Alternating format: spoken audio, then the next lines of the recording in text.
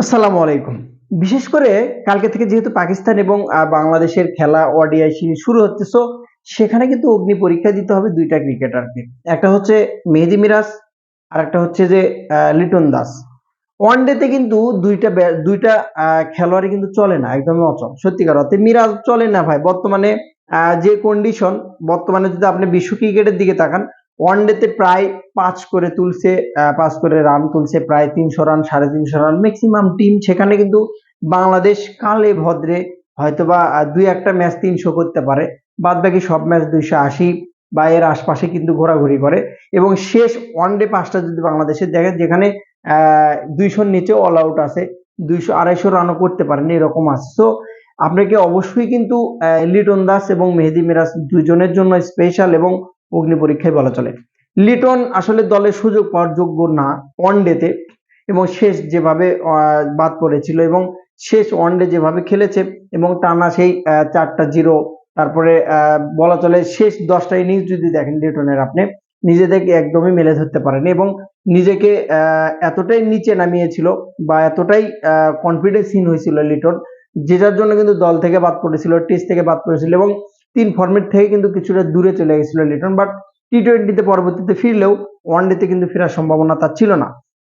আপনি লিটনকে নিলেন, লিটনের জায়গায় যদি ইমনকে বিবেচনা করতেন অবশ্যই কিন্তু ভালো হতো এবং মানুষ খুশি হতো। কারণ আপনি যদি সামনে ইয়াংস্টার দিকে তাকান, যেহেতু ইমন এত ভালো ব্যাট চালিয়েছে এবং যেহেতু বিপিএল এ ইমন এত ভালো ব্যাট চালাচ্ছে এবং স্ট্রাইক রেটটা যদি দেখেন, আপনি অ্যাবিলিটি দেখেন, আপনি তার কনফিডেন্স লেভেল যদি দেখেন, সব মিলিয়ে কিন্তু লিটনকে না নিয়ে লিটনের যে পারফরমেন্স শেষ ওয়ানডেতে ছিল, টোটালের বিবেচনা করে যদি আপনি এক্সপিরিয়েন্সের ভিত্তির উপর ভিত্তি করে নিয়েছেন, সেটা মানলাম। বাট ইমন কিন্তু যথেষ্ট ভালো করেছিল। আপনি চাইলে কিন্তু ইমনকে একটা চান্স, একটা সুযোগ কিন্তু দিতে পারতেন, সেটা কিন্তু করেন না। এটা কিন্তু অনেক বড় ভুল। অপরপক্ষে মিরাজের কথা যদি বলেন আপনি, গেল বিপিএল থেকে শুরু করে ১ বছরের বেশি প্রায় ভালো একটা ইনিংস এখন পর্যন্ত মিরাজের কাছে আশা করা যায়নি। তবে ওয়ানডেতে মিরাজের যে রেকর্ড, যে ক্যারিয়ার, যে স্ট্রাইক রেট এবং যে এভারেজ, তাতে করে একবারও আপনি ফেলে দিতে পারবেন না। তাকে কিন্তু ওয়ানডেতে ওপেনিংয়েও দেখা গেছে, মিডলে দেখা গেছে। একটা সময় যেখানে নামাতো সেখানে পারফরমেন্স করতো। সেই মেহেদী মিরাজটা কিন্তু আবার একটা কামব্যাক করা খুব প্রয়োজন।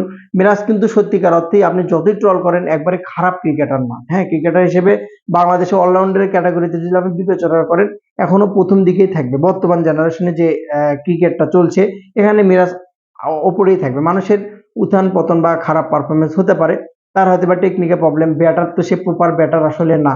তারপরে সে নিজেকে প্রমাণ করছে, নিজের নামের পাশে ৩টা সেঞ্চুরি আছে, এমনি এমনি সেগুলো আসেনি। তো খারাপ সময় যাচ্ছে, আমি চাই মিরাজ দ্রুত কামব্যাক করুক এই সিরিজটা থেকে। পাকিস্তানের ভয় মাস সাদাকাত এবং সাহেবজাদা ফারহান, এই ২ টা ক্রিকেটার থেকে কিন্তু অবশ্যই বাংলাদেশকে সাবধানে থাকতে হবে।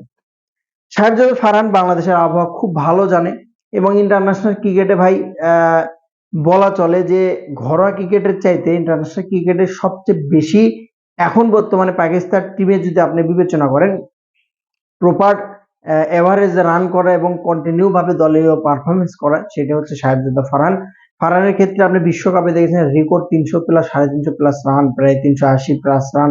তো যেখানে ন্যাশনাল টিমের হয়ে এত ভালো পারফরমেন্স, তো আপনাকে অবশ্যই কিন্তু সাহেবজাদা ফারহানের প্রতি নজর রাখতে হবে। আরেকটা ক্রিকেটারের কথা আমি বলবো, আদার্স ক্রিকেটার বাদে ২ টা স্পেশাল ক্রিকেটার, সেটা হচ্ছে ফারহানের বাদেও মাস সাদাকাত নামে একটা ক্রিকেটার আছে, যে নোয়াখালীতে এবার ওপেনিং করেছে, আপনারা সবাই জানেন। হয়তোবা সেরকম ভাবে না চেনার কথা, বাট এই ক্রিকেটারকে নিয়ে টেনশনের কারণ আছে বাংলাদেশের। যেমন স্পিনটা ভালো করতে পারে সুন্দরভাবে, তেমন একজন ব্যাটার। পাওয়ার হিটিং থেকে শুরু করে ক্লাসিক্যাল সবকিছু তার হাতে আছে, পুরো একটা ফুল পাওয়ার হাউস বলা চলে। এই ক্রিকেটার থেকে অবশ্যই বাংলাদেশকে সাবধানে থাকতে হবে। বাংলাদেশকে অবশ্যই তাকে টার্গেট করে খেলতে হবে, বিবেচনা করতে হবে তাকে নিয়ে কৌশল খাটানোর জন্য। সো অনেক ভয়ানক। দেখা যাক, অনেকদিন পর যেহেতু ফিরছে লিটন, মিরাজ, বাংলাদেশের জার্সি, গুলিস্তানের জার্সি হলেও গুলিস্তানের জার্সি পরে কালকে মাঠে নামবে বাংলাদেশ। সো খারাপ লাগলেও অনেকদিন পর অবশ্যই এনজয় করবে বাংলাদেশের মানুষ। মিরপুরের গ্যালারি ভেসে যাবে। ওডিআই ওয়ানডেতে একটু পিছিয়ে আছে বাংলাদেশের ক্রিকেট এখন বর্তমানে, টি-টোয়েন্টিতে আগায় গেছে, কারণ এত ধৈর্য মানুষের বর্তমানে।